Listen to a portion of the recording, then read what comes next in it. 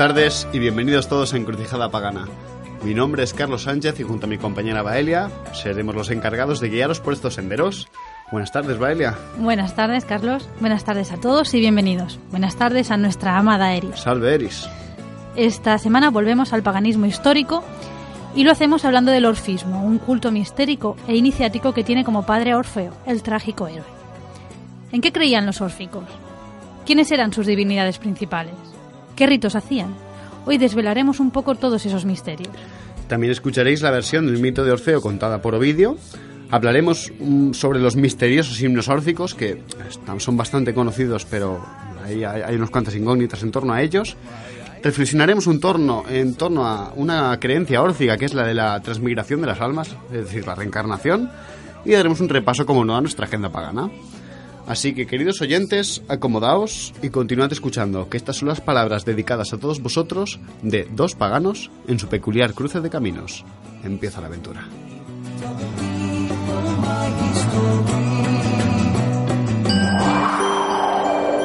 Y antes de entrar en materia histórica y comenzar a explicar qué fue el orfismo, no está de más que recordemos a todos nuestros oyentes quién fue Orfeo y por qué precisamente este da nombre a un culto mistérico. Orfeo era hijo de Polimnia, una de las 9 musas, y en otras versiones era hijo de Ménipe o Támiris. Era de origen tracio, no era griego en sí, y era el humano más virtuoso con el canto y con la lira que jamás ha existido. De hecho, existen un montón de leyendas en torno a su figura, y una de ellas incluso dice que él fue quien le puso las 9 cuerdas a la lira, en honor a las 9 musas. Se decía que su canto podía calmar cualquier bestia y apagar cualquier tempestad. Orfeo se casó con Eurídice, una dríade, hija de Apolo, a la que perdió tras un trágico accidente. De aquí esto le hizo descender al inframundo con tal de salvarla de tan cruel destino. Lo que él no sabía es que la cosa acabaría en tragedia y que en su lugar no tendría su amada sino unos conocimientos. Y a continuación escucharemos la versión del mito que nos hizo llegar Ovidio en su libro Las Metamorfosis, de manos de nuestra compañera Baelia. Desde allí, Himeneo, cubierto con su manto color de azafrán, se aleja por la inmensidad de los aires y se dirige hacia la comarca de los Cicones, y en vano le llama Orfeo. Se presentó en verdad, pero no llevaba palabras solemnes, ni rostro sonriente, ni un feliz presagio. Además, la antorcha que llevaba no cesaba de chisporrotear, extendiendo un humo que provocaba las lágrimas, y por mucho que la agitaba, no hacía salir la llama. El resultado es más grave que el presagio, porque mientras la nueva esposa, acompañada de un grupo de náyades, va correteando por la hierba, muere a causa de una mordedura de serpiente en el talón. Cuando el poeta del monte Ródope la hubo llorado lo bastante en la superficie de la tierra, quiso explorar personalmente la mansión de las sombras. Osó descender por la puerta tenaria hasta la Estigia. A través de pueblos leves y de fantasmas que han recibido sepultura, llegó ante Perséfone y el dueño del reino de las sombras, el soberano de las sombras. Después de preludiar pulsando las cuerdas de su lira, cantó así: «Oh divinidades de este mundo subterráneo, a donde venimos a caer todos los que hemos nacido mortales. Si me es lícito, y dejando los rodeos de palabras artificiosas, permitidme deciros la verdad. No he descendido aquí para ver el tártaro tenebroso, ni para encadenar los 3 cuellos de serpiente del monstruo de Medusa. He venido en busca de mi esposa. Una víbora le inyectó su veneno y la hizo perecer en la flor de la edad. He querido soportarlo y no negaré que lo he intentado, pero el amor ha vencido. Este dios es bien conocido en las regiones superiores. No sé si aquí también lo será, aunque adivino que sí que lo es, pues si no miente la fábula de un antiguo rapto, también os ha unido el amor. Por estos lugares llenos de espanto, por este inmenso caos, por este vasto y silencioso reino, yo os conjuro a que volváis a tejer la trama del destino de Eurídice, terminada de una manera tan apresurada. Todo se debe a vosotros. Y después de un cierto tiempo, más tarde o más temprano, todos nos dirigimos aquí. Esta es la última morada, y vosotros ejercéis el más largo reinado sobre el género humano. Ella también, cuando una vez madura haya cumplido los años que le corresponden, será sometida a vuestras leyes. Pido el uso de un don, no ese mismo don. Y si los hados rehúsan concederme este favor para mi esposa, yo estoy decidido y no quiero regresar. Gozad de la muerte de los dos». Mientras él exhalaba estas quejas, a las que acompañaba haciendo vibrar las cuerdas de su lira, las sombras exangües lloraban. Tántalo no intentaba coger el agua huidiza, y la rueda de Ixión se detuvo. Las aves se olvidaron de desgarrar el hígado de su víctima. Las nietas de Velo dejaron las urnas, y tú, Sísifo, te sentaste sobre tu roca. Se dice que entonces, por vez primera, las lágrimas humedecieron las mejillas de las Euménides, vencidas por este canto. Ni la real esposa, ni el que reina sobre los abismos de la tierra pudieron negarse al que tal pedía, y llamaron a Eurídice. Ella estaba entre las sombras llegada recientemente, y avanzaba poco a poco por su herida en el talón. Orfeo, del monte Ródope, obtiene su devolución, juntamente con la orden de que no vuelva la vista atrás antes de haber salido de los valles del Averno. De lo contrario, el don habría sido revocado. Ellos toman, en medio de un profundo silencio, un sendero en pendiente, escarpado, oscuro, envuelto en una espesa y opaca niebla. No estaban lejos de la superficie de la tierra cuando, temiendo que se le escapara y ávido de verla, su amante esposo vuelve los ojos. Inmediatamente ella resbala hacia atrás, tendiendo los brazos, luchando por asir y ser cogida. La infeliz no coge sino el aire impalpable. Al morir por segunda vez, no se queja de su esposo. ¿De qué podría quejarse sino de ser amada? Le dirige el postrer adiós, que ya no llega apenas a sus oídos, y vuelve a rodar al abismo de donde salía. Orfeo se estremeció por la segunda muerte de su esposa, como el que, lleno de espanto, vio las cabezas del perro, llevando encadenada la del medio, y al que no abandonó el terror hasta que la naturaleza quedó convertida en roca, como aquel oleno que tomó sobre sí la falta de su esposa y quiso parecer culpable. Del mismo modo también tú, oh desdichada Letea, confiada a tu belleza. En otros tiempos corazones muy unidos, ahora piedras en la cima del monte Ida. El barquero impide a Orfeo que pase por segunda vez, a pesar de que éste ruega y lo desea. Sin embargo, se sentó 7 días en la orilla, abandonando su persona y los dones de Ceres, el amor y el dolor de su corazón, y las lágrimas fueron su aliento. Quejándose de que los dioses del Erebo eran crueles, se retiró por fin a las alturas del Ródope, y del Hemo batido por los aquilones. Por tercera vez, Titán había acabado el año cerrando por los peces, habitantes de las aguas, y Orfeo había rehuido todo contacto con las mujeres, ya porque había sufrido, ya porque había empeñado su fe. Pero muchas anhelaron unirse al poeta, numerosas las que se dolieron al ser rechazadas. Fue él el que enseñó a los pueblos de la Tracia a dirigir el amor hacia los tiernos jóvenes y a recoger la breve primavera de esos años y sus primeras flores. Bueno, pues muchas gracias, Baelia, por esta lectura. A modo de curiosidad, los que vemos, ¿no?, que aquí se nos relata cómo Orfeo baja al inframundo en busca de Eurídice, le conceden, ¿no? Al final, pues debido a un descuido, pues pierde a Eurídice, y entonces, pues él al final acaba muerto por las mujeres de Tracia, la que él mismo rechaza. Hay que decir que hay muchas versiones en torno a esto, y hay una versión en la que Orfeo muere despedazado por unas bacantes, hay otras incluso que muere asesinado, hay otras que es Zeus que le fulmina con un rayo debido a todo el conocimiento órfico que adquiere, que de esto hablaremos más adelante. Pero el orcismo, ¿qué es el orcismo, no? ¿A qué viene todo esto? ¿Quiénes eran los órficos? Pues bueno, vamos a empezar explicando un poquito, ¿no?, que los órficos eran seguidores de un movimiento religioso mistérico, es decir, al que solo se accedía por la iniciación, basado en las enseñanzas y escritos atribuidos todos a Orfeo. El contenido de estas enseñanzas tenía que ver con el origen y el destino del alma y se transmitía mediante unos ritos iniciáticos de carácter dionisíaco. Ojo al dato, el orfismo es dionisíaco, pero no hay que confundir el dionisismo órfico con el dionisismo no órfico. Es decir, hay dos tipos de dionisismo, ¿no? El que tiene una concepción órfica, que ahora la comprenderemos, y el que tiene una concepción más clásica griega. En primer lugar, y antes de continuar, hay que destacar un hecho que nuestros oyentes deben tener muy en cuenta. El orfismo no tiene unos límites claros, tiene unos límites muy imprecisos, pues muchas veces es difícil trazar sus fronteras, ¿no?, con el pitagorismo, el dionisismo no órfico, como ya he dicho, el neoplatonismo y otros misterios como el de Eleusis, etc. Uno de los grandes motivos, ¿no?, de esta imprecisión es que el orfismo nunca tuvo una jerarquía ni hubo un templo organizado que lo estructurara. Lo que hizo que, ¿no?, el orfismo fuera una cosa que pasara de persona a persona y hubiera muchas interpretaciones del mismo. Hay desde interpretaciones más filosóficas, más platónicas, estoicas o pitagóricas, interpretaciones más ritualísticas, más religiosas, más espirituales, o incluso interpretaciones más mágicas, que ven a Orfeo como un hechicero. Los primeros testimonios que tenemos sobre los órficos se sitúan a finales del siglo VI a.C. y continuamos teniendo noticias de ellos en diferentes formas hasta el 6 después de Cristo. O sea, son 12 siglos que los órficos se tiran allí vigentes. Incluso el cristianismo el cristianismo romano, el que ya se empieza a practicar en Roma, tiene influencias órficas incluso. Las principales fuentes del orfismo son los fragmentos propiamente órficos que nos han llegado, ya sea en forma de láminas o en forma de papiros, que son menores, son muy poquitos, sobre todo, más bien son los testimonios de comentarios, críticas, apuntes filosóficos de diversos autores, sobre todo la mayoría de ellos filósofos. Pero el orfismo, ¿qué es el orfismo? ¿En qué creen los órficos, no? Hemos dicho que es un rito, es un misterio, ¿no? Es algo que se accede por iniciación. Pero para explicar esto, ¿no? Para explicar en qué creen, debemos hacer referencia a el mito que configura toda la cosmología órfica.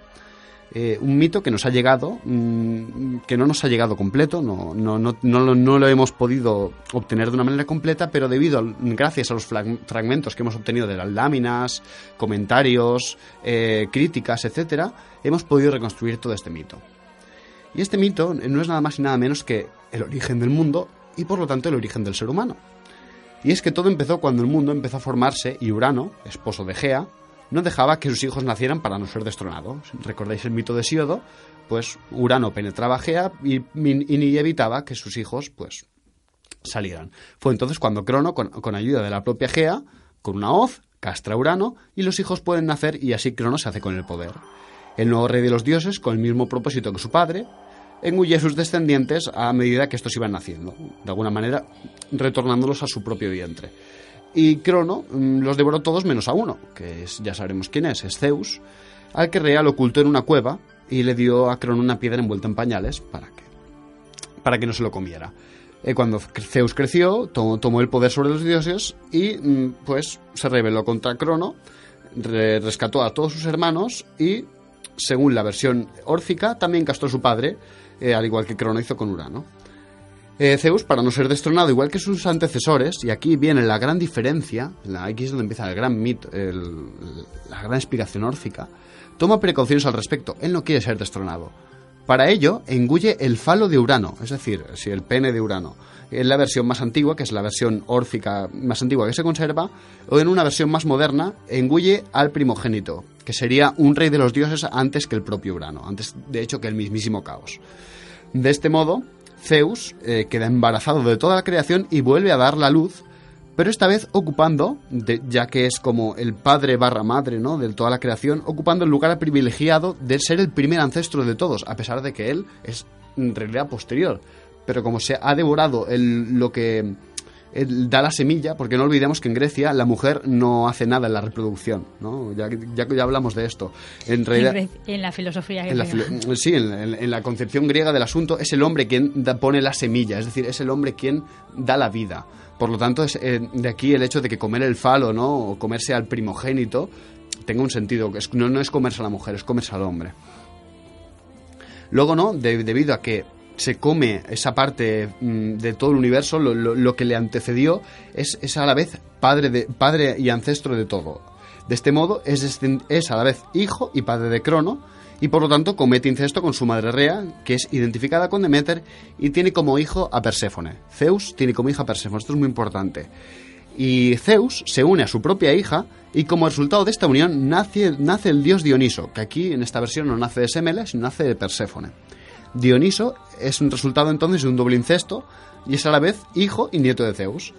Y esto se cree que es una manera de justificar que Dioniso, de alguna manera, es un alter ego de Zeus. Pero ya veremos que en realidad Dioniso es como el dios principal del orfismo. Es una manera de justificar la máxima divinidad de este dios. Zeus decide entonces transmitirle el cetro a Dioniso, le cede el poder de alguna manera cuando aún era solo un niño. Pero Hera, la esposa de Zeus, no veía bien esto, pues Dioniso había nacido de otra madre que no era ella. Entonces aprovecha la envidia que le tenían los titanes a Dioniso para enviarlos contra él. Los titanes, recordemos que eran los hermanos de Cronos. Los titanes engañaron a Dioniso, que acabó muerto y despedazado de una manera brutal, dejándolo despedazado, y solo lo único que dejaron en pie de una pieza fue su corazón. Zeus, entonces, castigó a los titanes con su rayo, que se convirtieron en ceniza junto a las carnes de Dioniso, todas excepto el corazón, del que luego él mismo resurgió, y de esas cenizas mitad titánicas y mitad dionisíacas surgió el hombre. Pero aquí viene uno de las primeras enseñanzas del orfismo, es que el hombre nace entonces con una doble naturaleza. Por un lado, la naturaleza divina o dionisíaca, que es la pura y es la naturaleza justa, y por otro lado, nosotros tenemos la naturaleza titánica, que es nuestra naturaleza impura, nuestra naturaleza injusta. Es aquí donde empieza a hablarse ya de lo que sería el corpus de creencias, en el que la clave principal es la transmigración de las almas. ¿Qué es la transmigración de las almas? Pues los órficos, ¿no?, como creían que teníamos esta parte titánica en nuestro interior, consideraban que las almas debían purificarse. Si tú tienes una parte asesina y brutal, tú digamos que estás hecho de los seres que han intentado matar al dios más importante de todos, digamos al padre de todos también. Por lo tanto, no puedes irte de rositas, ¿no?, como dirían ellos. Entonces, como tienes que expiar esta culpa, tu alma tiene que pasar por una serie de vidas, una serie de procesos de purificación para para limpiarse y culminar pues con el perdón de Dionisos y Perséfone. Me explicaré. En primer lugar, los dionisios creen en la reencarnación. Creen que una vez te mueres, pues tu alma va a parar al inframundo un determinado tiempo, ¿no? Y luego, pues, después de recibir ahí un castigo, dependiendo de lo justo o injusto que seas, vuelves a la vida. El alma, según los órficos, era inmortal y podía pasar a cuerpos de animales o a otros humanos. El ciclo consistía en una vida, muerte, estancia en el inframundo y volver a renacer. Al morir, los órficos, como ya he dicho, afirmaban que el alma iba al inframundo y allí pues sufrías normalmente un castigo, excepto si eras iniciado. Normalmente el castigo era yacer en el fango o acarrear agua a vasijas imposibles de llenar. Normalmente no eran más injustos. La duración de la estancia en el inframundo nunca queda clara. Hay fuentes como Proclo, es un filósofo neoplatónico, que atribuye a Orfeo la referencia de un periodo de 300 años. Respecto a la duración del ciclo entero, dice Heródoto que tiene una duración de unos 3.000 años, y otros como Píndaro dice que Perséfone acepta que a la 9ª reencarnación seas purificado. Este es más versión Winthrop. Estas reencarnaciones se suceden una y otra vez hasta la liberación, pero los órficos creían que Orfeo, en su viaje al inframundo, había conocido, ¿no?, había dado una vuelta por ahí abajo y había traído todo el conocimiento y había conocido todos los ritos y contraseñas que se necesitaban en la otra vida para terminar de una vez por todas con este ciclo. La liberación entonces era conseguida solo a través de la iniciación en los misterios órficos, unos misterios que permitían conocer la situación del alma y cómo purificarse mediante rituales de experiencia estática, rituales dionisíacos y el cumplimiento de diversos tabús. Porque como debido a que los órficos creían que el alma humana pues también podía transferirse a cuerpos de animales, tenía muchos tabús relacionados. Los 3 de ellos es que no podían matar a ningún ser vivo ni derramar ningún tipo de sangre, no podían comer nada de carne y no podían vestir con nada que fuese de origen animal. El cumplimiento de estos tabús era un requisito obligatorio para la purificación. No puedes estar puro y matar, digamos. Y bueno, pasemos un poquito a hablar de las prácticas que los órficos tenían, ¿no? Pues debido a que los misterios órficos eran unos misterios iniciáticos, seamos sinceros, se conoce muy poco de las prácticas. Ya los conocemos indirectamente. Sabemos que no ofrecían sacrificios sangrientos, como ya hemos dicho, pues tenían prohibido matar, que sus ofrendas consistían en libaciones, inciensos, ofrendas florales y probablemente algo de comida. Y también sabemos que participaban en ritos extáticos en honor a Dionisos y Perséfone, considerados sus divinidades principales. Pues es gracias a ellos que podrían liberarse del ciclo de reencarnaciones. Expliquemos. Dionisos era el dios que liberaba, era el dios que purificaba, era el dios que te permitía conocer y te permitía ir más allá y por lo tanto aceptar tu naturaleza dionisíaca que tienes de por sí y quitarte la titánica. Y Perséfone, esto es muy importante, es la que se encarga de liberarte al completo, puesto que es ella la que tiene la potestad absoluta, ya que es madre de Dioniso, y por lo tanto es ella la que tiene que perdonarnos el hecho de que nosotros, una parte de nosotros, nuestra parte titánica, haya matado a su propio hijo, ¿no? Como ya hemos dicho, para liberarse era necesaria la iniciación y pues ya obtenían una serie de códigos, contraseñas una vez te iniciabas, que te decían lo que tenías que decir y hacer una vez morías y bajabas al inframundo. Tenemos la suerte de que conocemos algunos de estos códigos y de hecho son bastantes, ¿no? Que nos han llegado gracias a unas láminas, normalmente de oro, que se han conservado en tumbas de gente órfica, donde se dice qué es lo que debe hacer ese iniciado. Estas laminillas, ¿no? se enterraban junto al muerto y se apuntaba ahí lo que tenía que decir el muerto en la otra vida. Estas láminas hablan, por ejemplo, de cómo el iniciado debe saludar a los dioses del inframundo y de lo que debe hacer. Por ejemplo, una de las láminas, que Baelia nos la va a leer, dice lo siguiente: acabas de morir y acabas de nacer, 3 veces venturoso en este día, día Perséfone que el propio Baquio te liberó. Esta manera de saludar de Dionisos en el inframundo es lo que diferencia al iniciado del simple mortal. Digamos que tú ya tienes que decir a Perséfone que Baco te ha liberado. Además de estas indicaciones, habría otras, como la de no beber del río Leteo, o que se le olvido, que es lo que hace que al reencarnarse los muertos no recuerden sus vidas pasadas, el hecho de que hayas bebido de ese río. Y una vez en el inframundo es Perséfone, la guardiana del Hades, la que debe decir la última palabra, como ya he dicho, sobre el destino de cada alma.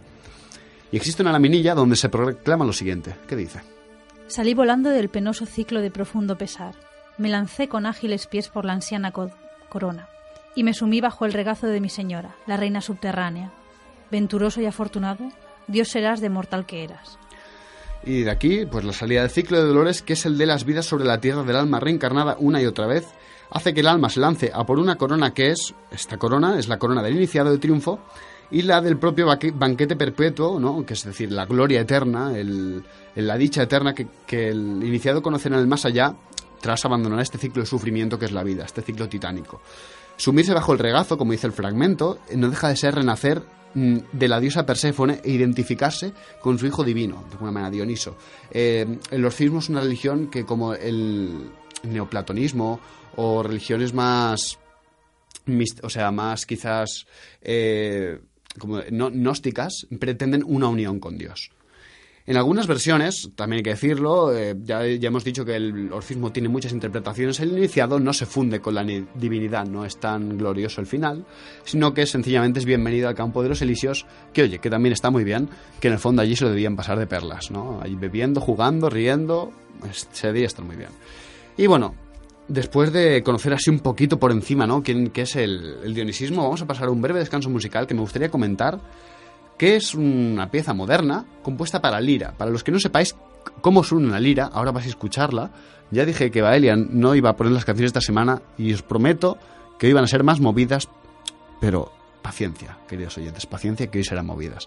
Bueno, os dejo con una obra moderna, es una canción compuesta para lira, inspirada en el lamento de Orfeo. Y ahora, en breve, volvemos con los himnos órficos.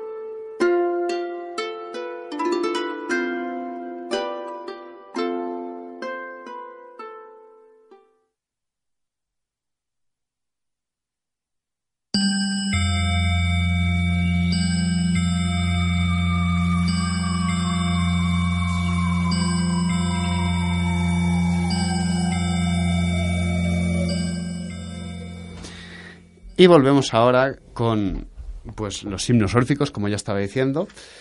Y bueno, Baelia ha tenido un pequeño incidente, pero bueno.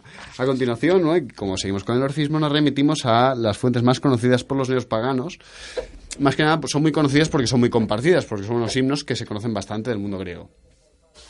¿Y qué son estos himnos órdicos, ¿no? Que nos han llegado? Es un himnario que nos ha llegado y corresponde a un compendio que probablemente pertenecía a una comunidad órfica de Asia Menor a finales del siglo II después de Cristo. Encabeza uno de estos himnos, cada uno de este himnario, cada himno viene encabezado por el nombre del dios al que pertenece y la ofrenda que se le tiene que hacer. Obviamente, hay que decir una cosa aquí. Orfeo se le atribuyen, todos los himnos órficos se atribuyen a Orfeo, igual que todos los textos órficos se atribuyen a este. Pero también hay que decir que no existe ningún texto que podamos atribuir a Orfeo. Primero, porque todos ellos, la gran mayoría, fueron escritos en épocas muy diferentes.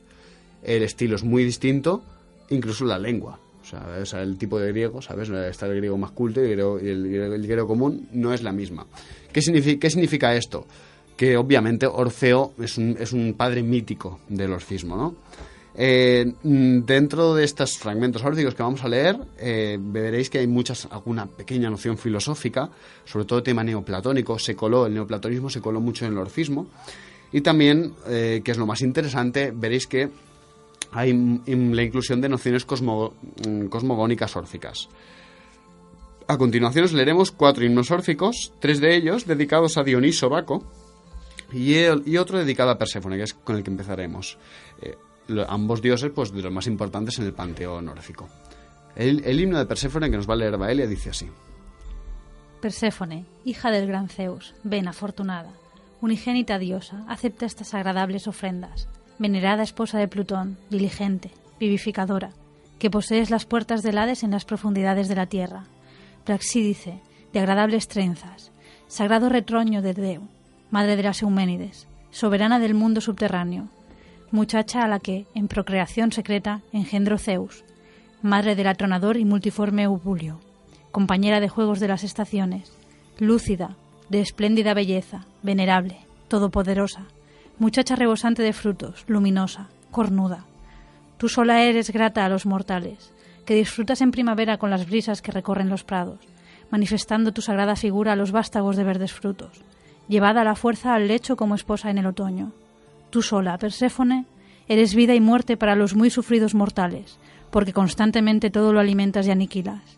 Escúchame, bienaventurada diosa, y envíanos los frutos de la tierra. Tú, que prosperas en paz, en deliciosa salud y en existencia dichosa que aporta una próspera vejez. Soberana, a tu reino y al poderoso Plutón. Y ahora, muchas gracias, Baelia. Obviamente vemos cómo se ensalza esta figura, ¿no? Porque al fin y al cabo Perséfone, ya digo, que era la que de alguna manera ofrecía el perdón final y era la que realmente decidía, la que partía peras, si entrabas o no en su reino ya de una manera definitiva y aquí escapabas del ciclo. Ahora vamos a leer el himno a Dioniso, que en conjunto a este himno se ofrecían, tal y como dicen los himnos órficos, olorosa resina de incienso. Dice: invoco al atronador Dioniso, que lanza su ritual grito, primigenio, de dual naturaleza, engendrado 3 veces, soberano transportado por los delirios báquicos, agreste, inefable, obscuro, provisto de 2 cuernos, biforme, cubierto de hiedra, de faz taurina, belicoso, que se celebra con gritos de júbilo, sagrado, que se complace en la carne cruda, de trienales festividades, adornado con racimos de uva y revestido de tiernas ramas. Eubuleo, prudente engendrado por la secreta unión de Perséfone y Zeus, deidad inmortal. Escucha, afortunado, mi voz. Danos tu aprobación, suave y benévolo, con un corazón propicio, acompañado de tus nodrizas de bella cintura.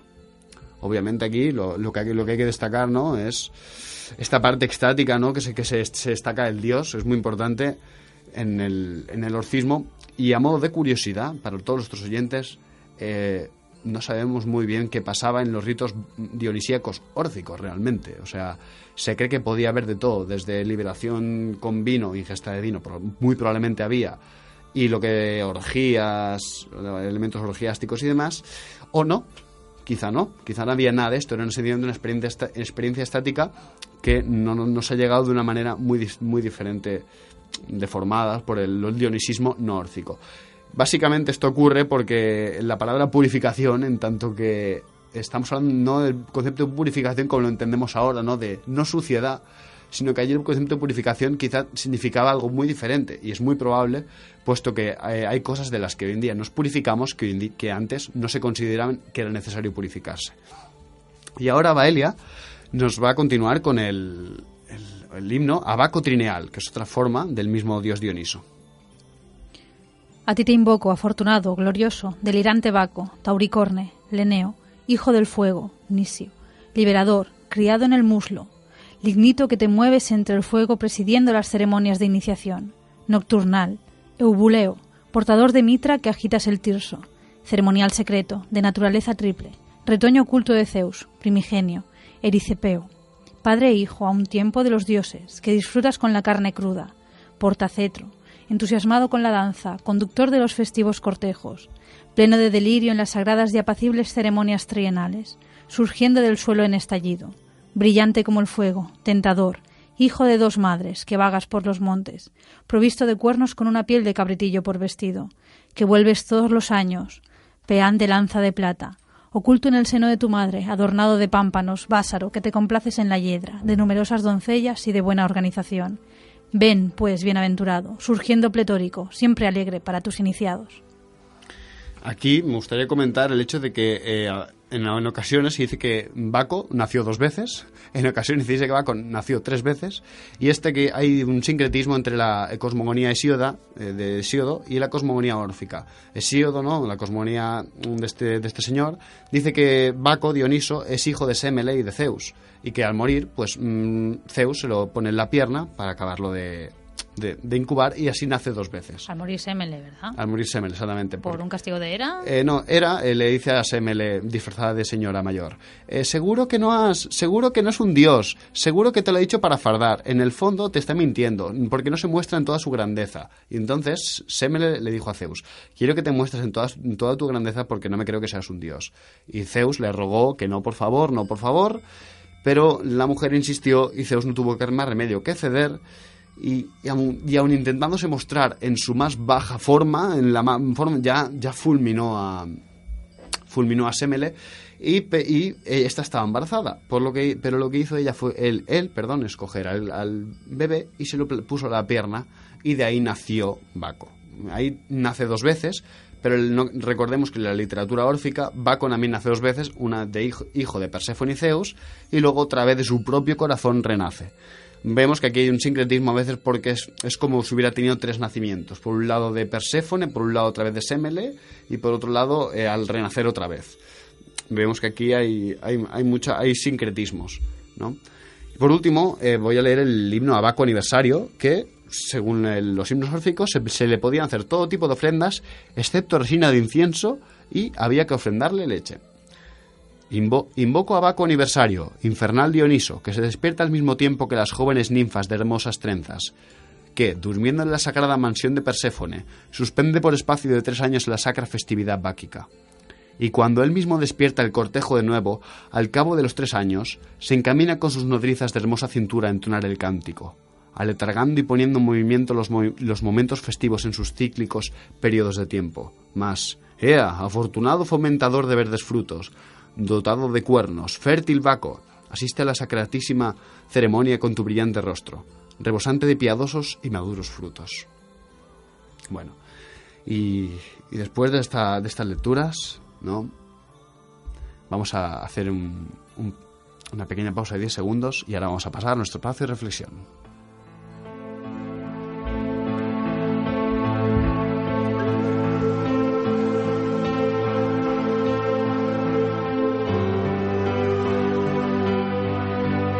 Me parece bien. ¿Qué te parece el orfismo, Baelia? Fantástico. ¿Sí? Bueno, pues hoy yo, aprovechando de que, si no se nota, ¿no?, quiero explicar un poquito los motivos personales que tengo de hacer este programa, que no son otros que realmente, porque yo estoy haciendo un trabajo, yo estoy acabando una carrera, que es una carrera de filosofía, y estoy haciendo un trabajo en el final de grado que consiste en teología pagana. Para este trabajo de teología pagana estoy tratando a Proclo, que como ya hemos visto es un autor que habla de Orfeo, del orfismo, Y estoy tratando a este autor pues neoplatónico pagano que, bueno, él mismo ya redactó en su tiempo una propia teología pagana. Y hago este programa porque para mi trabajo es necesario conocer el orfismo, porque al fin y al cabo es una concepción muy parecida a la neoplatónica y de la que el mismo Proclo comenta. También hay que decir que este trabajo pues me ayuda a reflexionar un poco sobre el tema de la reencarnación, y es un tema que, como teólogo pagano, ¿no?, que estoy intentando ser de alguna manera al hacer este trabajo, me tengo que encarar, ¿no? Es un tema al que va dedicada la reflexión de hoy, que es la reencarnación en el paganismo occidental, ¿no?, y que actualmente está siendo reentendida por muchos de nosotros, y es un tema que da mucho de hablar. El paganismo moderno, sobre todo sus manifestaciones y recuperaciones más actuales, ha abogado mucho, ¿no?, por recuperar la idea de la reencarnación, a veces como una forma de rebelión a estas ideas de un más allá simple, como la concepción católica que muchos hemos heredado, ¿no?, de un cielo y un infierno. A veces la reencarnación se ha adoptado más como una forma de rebeldía que realmente como una forma racionalizada y meditada sobre el asunto. Y normalmente se afirma que esta idea existía en la antigua Europa y que era conocida por celtas, por griegos, por romanos, etc. A pesar de que en ello hay verdad, también es cierto que la idea que muchos de nosotros tenemos se parece más a la reencarnación tal y como es concebida en Oriente, sobre todo en India, que es donde el siglo XIX-XX nos llegó mucha influencia por todo el tema del colonialismo y el tema de que se puso de moda India, el tema del budismo y el hinduismo, y la concepción que hemos heredado es muy parecida a la India, ¿no?, como una serie de vidas que tenemos que pasar para de alguna manera purificarnos, limpiarnos y acabar libres de culpa tarde o temprano. El hecho de que queramos recuperar esta transmigración del alma, ¿no?, está muy bien. La verdad, como idea pagana, no, seamos sinceros, oye, que cada uno crea lo que quiera. De hecho, es muy pagano creer la reencarnación. No voy a engañar a nadie. Pero también debo decir que hay que vigilar un poco lo que se afirma, ¿no?, y lo que se defiende, y sobre todo en el terreno de lo histórico. Pues muchas veces el concepto de reencarnación que tenemos, como es muy influenciado por Oriente, se aleja mucho de lo que realmente una vez fue.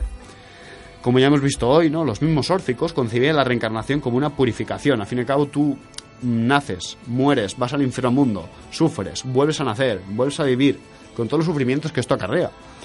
Al fin y al cabo, porque tienes una naturaleza titánica. Y, sin embargo, no hay a todos aquellos que sientan una curiosidad o atracción por el hinduismo, ¿no?, o el budismo, sabrán que esta idea órfica, al fin y al cabo, es muy parecida a este tipo de ciclo que tarde o temprano tienes que salir. Incluso aquellos que conozcan de cosas de filosofía, pues no, verán que el platonismo, el neoplatonismo, el pitagorismo incluso, defienden ideas muy parecidas a las hindús, ¿no? Al fin y al cabo es esta idea de que la muerte y la vida es algo de lo que hay que salir, es algo de lo que ese ciclo de morirse y volver a renacer no está bien. Tarde o temprano saldrás de ahí. Aún así, esta idea, de acuerdo, no es la que más se extendió. Hay que decir que fue una idea marginal, o sea, fue una idea que en la misma Grecia se tenían los círculos más elitistas, más cultos, o en pequeños círculos de ritos mistéricos, como ya has dicho, como el del mismo Orfeo. Y también hay que decir que esta idea también, como no era más extendida por Europa, pero sí existía otra idea de reencarnación que vemos en otra cultura, que es la céltica. Los celtas, por los testimonios que tenemos clásicos y por los testimonios que tenemos medievales, sabemos que creían en la reencarnación y que tenían una idea de la transmigración de las almas. Aunque esta idea es muy misteriosa y no queda clara nunca del todo, pues no se sabe muy bien si había o no una jerarquía, si había o no una manera de reencarnarse. Era sencillamente un tema de el doble, nuestra alma, que se está transformando, que nunca de hecho se muere del todo, ¿no? Se sabe que pues la reencarnación, tal y como es concebida de alguna manera, sea de una manera más misteriosa o de otra, tenga una jerarquía u otra, en ningún momento es vista como algo negativo. Volver a la vida no era nunca un castigo, sino todo lo contrario, una oportunidad de volver a brillar y vivir con honor. De hecho, es famoso el caso de los galos, que se prometían cosas para vidas posteriores. Como que nos vemos después. No, este pago, si no te hago este pago en esta vida, te lo haré en la siguiente. Bien. Eso está bien, ¿no? Porque, bueno, así... el problema es que te acuerdes, ¿no? Pero la cuestión ahí está. Y, de hecho, ¿no? Esto lo vengo a decir porque creo que la reflexión de hoy va encaminada a un mismo punto muy importante en el paganismo occidental de hoy en día. Y es que la reencarnación puede concebirse perfectamente perfectamente sin necesidad de pasarlo por un filtro oriental o orientalista o como teosófico o cualquier fuente que haya bebido directamente de Oriente. La transmigración de las almas, tuviese o no muchos seguidores, fuese o no conocida, fuese o no una rebeldía contra el sistema como lo fue el mismo orcismo. El orcismo, al fin y al cabo, se contraponía al sistema clásico del religioso griego, ¿no?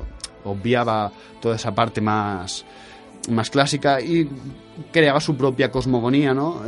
Sea como sea, tenemos transmigración y reencarnación en Europa sin necesidad de irnos a la India.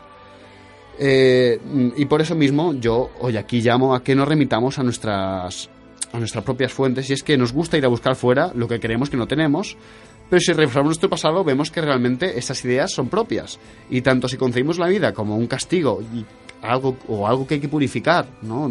Una idea que tiene que ver mucho y está muy relacionada con lo hindú. Al fin y al cabo los hindús no dejan de ser indoeuropeos, no olvidemos eso. O tanto si vemos la vida como algo que morimos y renacemos constantemente, pero no como un castigo, sino como lo que es, está bien, porque en Europa podemos remitirnos a estas dos ideas sin necesidad de viajar a Oriente. No digo que viajar a Oriente está mal, todo lo contrario. No, viajar a Oriente... En cuanto pueda, En cuanto pueda yo me voy, exactamente. Viajar a Oriente está bien. Lo que no está bien es solo centrarse en él como el punto de referencia, como si fuese mejor solo porque se ha conservado más o se ha seguido más vivo. No hay que olvidar que ahí también ha habido unos 3.000 años o 2.000 años que aquí no hemos tenido de evolución de un politeísmo. Y esto es una cosa que me gustaría comentar, ¿no? Y sobre todo con Baelia, que sé que la India algo le tira. Algo le tira a la India. Y es que el orcismo tiene muchos puntos en común con el hinduismo, al fin y al cabo, y más concretamente, digamos que podría haber cierto paralelismo entre la figura de Dioniso y la figura de Shiva. Ambos dioses, aparte de tener atributos que se les parecen, como ya sea la piel de tigre, el hecho de se dice que Dioniso viene de Oriente, viene por un carro tirado por panteras. Ambos son dioses que tienen que ver mucho con el éxtasis. No olvidemos que Shiva es un dios de la destrucción, pero es un dios también que tiene que ver mucho, es el dios que es, digamos, no diré inaugura, no diré funda el tantra, de alguna manera es el dios que enseña el tantra, si no me equivoco, si no recuerdo mal. Hay un diálogo en que Shiva habla con su Shakti y en el que hablan sobre precisamente el origen del tantra. Precisamente estos dos dioses, ¿no?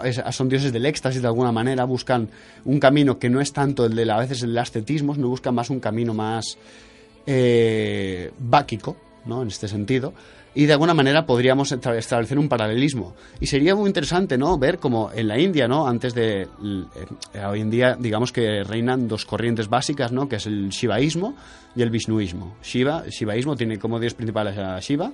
Luego está el vishnuismo y hay otra tercera. El shaktismo. Y el shaktismo, exactamente. Que tiene a diosa principal a Shakti. Vale, como la energía femenina. Exactamente. Hay estas tres visiones. Y luego tenían antes de eso los dioses védicos, que eran al fin y al cabo los dioses que eran indoeuropeos en sí. Y sería interesante, ¿no?, hacer una reflexión aquí en voz alta, que alguien, si tiene alguna idea, que puede contestar por Facebook, porque me gustaría ver su opinión. ¿Cómo habría evolucionado el paganismo si no se hubiera interrumpido? ¿Qué religiones hubieran triunfado? Se sabe que al final del Imperio Romano, al fin y al cabo, eran los ritos mistéricos los que más tenían auge. ¿Qué hubiera pasado? ¿Hubiéramos olvidado a los antiguos dioses y los hubiéramos puesto a otros más cósmicos, como ha pasado con la India de alguna manera? ¿O hubiéramos de alguna manera puesto en segundo lugar estos dioses? ¿Qué hubiera pasado? Yo dejo la pregunta en el aire para todos aquellos que la quieran contestar. Y bueno, algo que comentar, Baelia, que estoy cascando. Yo tengo aquí... Sí, puedes hablar tranquilamente. Objeción. Sí, la que quieras. No, es que cuando se dice esto de que no hace falta ir afuera para buscar lo que tenemos, yo creo que a veces no se tiene en cuenta las raíces comunes, ¿vale? Entonces también hay que tener en cuenta que el orientalismo del que bebe, digamos, el paganismo europeo, moderno, occidental, muchas veces ya de por sí las fuentes están deformadas porque se exportó como un producto, se exportó como una moda. Exactamente. No es una raíz cultural como la que de hecho existe. Entonces, cuando piensas en el orfismo y en las religiones iniciáticas antiguas, ya de la antigüedad, la comunicación no era una cosa de una cosa que se pusiera de moda, era un contacto que podía extenderse durante siglos y se daba de una manera mucho más natural. O sea, te daba tiempo a que los pueblos la asimilaran, la pensaran, la elaboraran. O sea, esta reelaboración propia, que haya una reelaboración propia de este tipo de creencias, por ejemplo, la reencarnación, no implica que no haya una raíz común. No, para nada, todo lo contrario. Yo no he dicho que sea malo ir a la India, todo lo contrario. No, yo sé que no dices que es malo, pero me refiero que muchas veces se ve como extranjero algo que a lo mejor no lo es tanto, porque hay una raíz común. Exactamente. Pero no por ello, hay que decir que muchas veces cuando hablemos de reencarnación, sobre todo la gente que crea profundamente y sea pagana occidental y se considera celta y reencarnacionista de alguna manera, por ejemplo, o yo que sé... que tendrá trabajo con la fuente. O griego reencarnacionista, exactamente. Está muy bien, como dice Baelia, tener en cuenta los orígenes comunes, y ahí le doy toda la razón. Irse a Oriente no es malo, por Dios. O sea, tenemos a veces orientofobia, ¿no? Todo lo que no sea europeo nos da miedo. Mal. Porque a veces en lo de fuera podemos ver paralelismos con lo nuestro y no dejamos de ser todos humanos, no olvidemos eso. Y de alguna manera, no, pero... No, es un movimiento pendular. O sea, pasas una época que hay un rechazo absoluto a todo lo que es un extranjero, luego pasas una época en la que es absolutamente atractivo lo que venga de fuera y así, bueno, pues un poquito llegará al equilibrio, ¿no? Exactamente. Ir cortando los sobrantes. Bueno, y ahora pues yo te diría ya de pasar a la sección de agenda.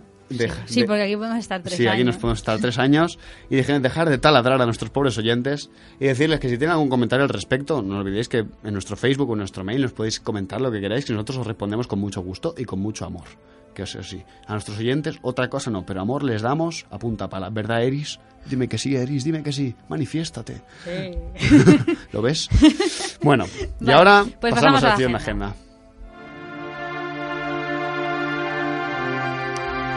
Bueno, pues vamos a empezar la agenda comentando que el sábado 29 de marzo tenéis una conferencia gratuita llamada Crea tu propio huerto vertical a las 6 en el Centre Cívic Sant Josep del Hospitalet, bueno, pues organizado por Templo de la Diosa. También el 29 de marzo en la Llagosta, Yolanda Benalles, que estuvo con nosotros la semana pasada, da el taller Creando tu diosa interior, ¿vale? Es de 4 a 8. Y si queréis inscribiros, la dirección de correo es ainetribal@gmail.com. El domingo 30 de marzo, como ya comentamos, PFI Cataluña organiza una ruta por el bosque en la que, con la colaboración de Diego García, podremos conocer el culto del psico aplicado al Seid, la cosmogonía nórdica y su relación con los bosques. La actividad es gratuita y el punto de encuentro será la estación de Sardañola del Vallés a las 11. Comeremos juntos al aire libre para celebrar Ostara o Eostre. Ojo al dato, si llueve o hace muy mal día, no es plan de tampoco ser masoquistas,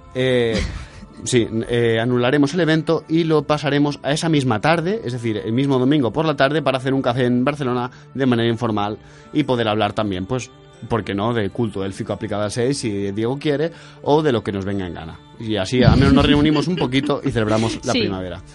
Y yo ahora me gustaría anunciar unos talleres que se van a hacer en Casa Elizalde, que la verdad prometen bastante. Y es que el lunes 28 de abril empieza en el Centro Cultural La Casa Elizalde, para quien no lo sepa, está en Barcelona, el curso Gran Ciutats de la Antiquitat al Monger Currumà. Un taller de 8 sesiones en el que se realizará un recorrido por las ciudades más importantes del mundo clásico: Roma, Troya, Atenas, etc. El precio es de 59,68 y os remito a la web casaelizalde.com para cualquier duda. El martes 29 de abril, también en Casa Elizalde, hay otro taller que se llama Vida cotidiana de la Antigua Egipta, que es un taller de 8 sesiones en el que se darán a conocer los aspectos de la vida diaria de los habitantes del Nilo faraónico. También el precio es el mismo, 59,68 euros, y lo mismo. Más información en casaelizalde.com. Y mi favorito, que me gustaría asistir, pero no puedo porque estoy en encrucijada pagana y aquí estaré hasta el final, el miércoles 30 de abril en Casa Elizalde comienza el taller Catalunya Insólita, Historias y Creencias d'altres temps. Es un acercamiento en 8 sesiones a las historias y leyendas de Cataluña, tales como las donas d'aigua, los ritos de fertilidad, las noches mágicas y las divinidades nativas de la tierra que hay aquí en Cataluña, que es muchas veces han identificado con vírgenes. El precio también es el mismo, 59,68, y para más información casaelizalde.com o también el mail casaelizalde@casaelizalde.com. Es fácil de recordar. Y bueno, como os comentamos también, la excursión al Figaro, que ya más que nada para los que no lo sepan, dijimos que haríamos una excursión al Figaro, pero que probablemente la haremos en abril o mayo y que está pendiente. Y para O sea, que no os preocupéis, que vamos a hacer muchas cosas, que se acerca el solecito, la primavera está aquí trompetera. Pasada las lluvias. Exactamente. O con lluvias, en primavera igual. Exactamente. Con un paraguas, ¿no? Sí.